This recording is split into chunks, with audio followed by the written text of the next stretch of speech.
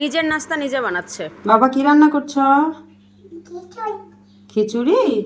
কি দিয়ে খিচুড়ি? পান্তা ভাত দিয়ে? আচ্ছা, আগে কি তুলতেছো ওগুলা? এগুলো কি? পান্তা। দাও, হয়েছে, দাও।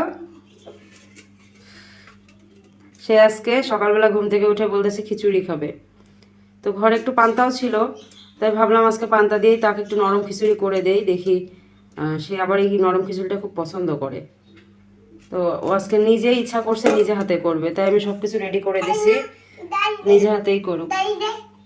ভাত তো আরও আছে মা। আচ্ছা আমি তুলে দিব, তুমি ডাল দাও।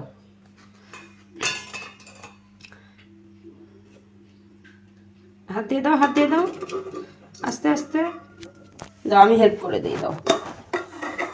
হ্যাঁ, বিসমিল্লাহ। হ্যাঁ দাও, এবার পেঁয়াজ মরিচ দাও।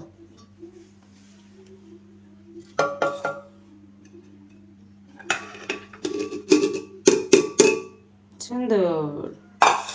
আর কি দিচ্ছ বাবা? ওগুলো কি কি ওগুলো? এর মধ্যে কি আছে? লবণ, হলুদ, সামান্য একটু ধনিয়া গুঁড়া আর সামান্য একটু গরম মশলা গুঁড়া। দাও, দিয়ে দাও বাবা। হ্যাঁ, এবার মাখাবে? আচ্ছা মাখাও। তেলটা শুধু আমি দিয়ে দিছি, এরপরে সে মাখাচ্ছে। নাও, মাখানো হয়েছে? তার মাখানো আর একটু মিক্স করো তো দেখি। সুন্দর করে মাখাও, এরকম করে করে মাখাও। নাও। হ্যাঁ, ভেরি গুড। আমি দিতে দিতেই সে আমার থেকে জোর করে ঘপ করে 1 ড্রাম পানি ঢেলে দিল। এর পরের ইতিহাস দেখেন। সে এখন নিজেই ঢাকনা লাগাবে, তো আমি একটু হেল্প করে দিচ্ছি। তো এবার বসানো যাক চুলায়। তাকে আর চুলায় হাত দিতে দিলাম না, তাকে অনেক কষ্টে ম্যানেজ করলাম যে দাও আমি চুলায় জ্বালিয়ে চুলায় বসায় দিচ্ছি। তো চুলায় চাপিয়ে দিয়ে চলে গেলাম অন্য কাজে। আর এদিকে ছেলেকে বললাম ব্রাশ করে নিতে। সে সকালে উঠে একাই ব্রাশ করে আলহামদুলিল্লাহ।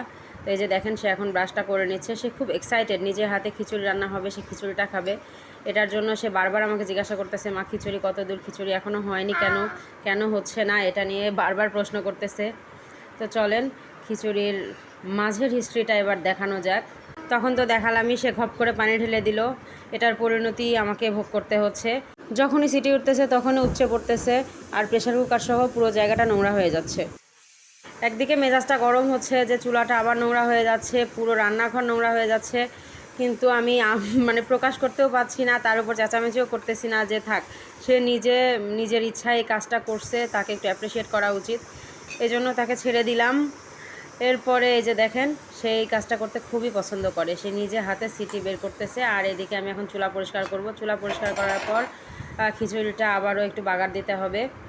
এই খিচুড়িটা বাগার দেওয়ার জন্য অনেক কিছু লাগে না। আমার ছোটোবেলার কথা মনে আছে, যখন আমি দাদু বাড়িতে যাইতাম।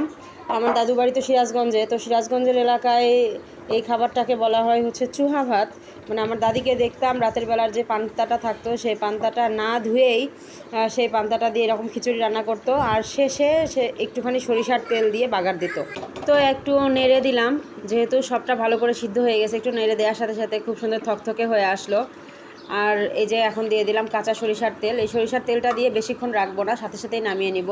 এই যে দেখেন খিচুড়িটা দেখতে কিন্তু খুব লোভনীয় হয়েছে। এটা শুধু বাচ্চাদের খাবার না, এটা কিন্তু বড়দেরও অনেক মজার খাবার, আর আমরা খুবই পছন্দ করি। সাথে আমার আব্বু তো এই খাবারের জন্য পাগল, খুবই পছন্দ করে আমার আব্বু এই খাবারটা। তো এই যে আমার রান্নার ফাইনাল লুক। এবার চলেন ছেলেকে দেয়া যাক, দেখি ছেলে কি বলে। আমার ছেলেরও অনেক পছন্দ। তো অনেক গরম, এই জন্য তাকে আমি নিজ হাতে বেড়ে দিচ্ছি, তাকে হাত দিতে দিচ্ছি না যে আবার হাতটা পুড়ে ফেলবে। একদিকে চুলা পরিষ্কার করতে যেয়ে আমি গরম চুল্লিতে হাত দিয়ে হাতটা পুড়ে ফেলছি অলরেডি।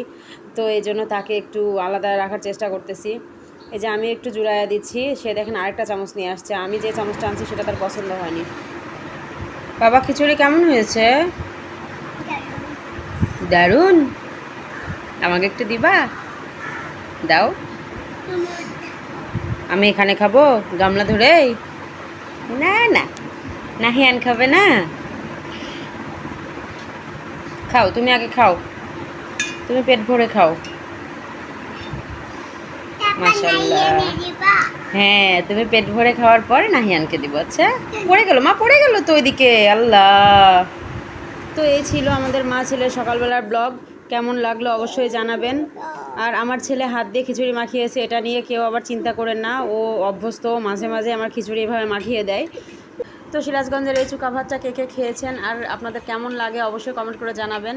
আর আমার ছেলের এই ছোট্ট ভিডিওটি যদি আপনাদের একটু ভালো লেগে থাকে তাহলে আমার চ্যানেলটি অবশ্যই সাবস্ক্রাইব করে দিবেন আর পেজটি ফলো করে পাশে থাকবেন। ধন্যবাদ।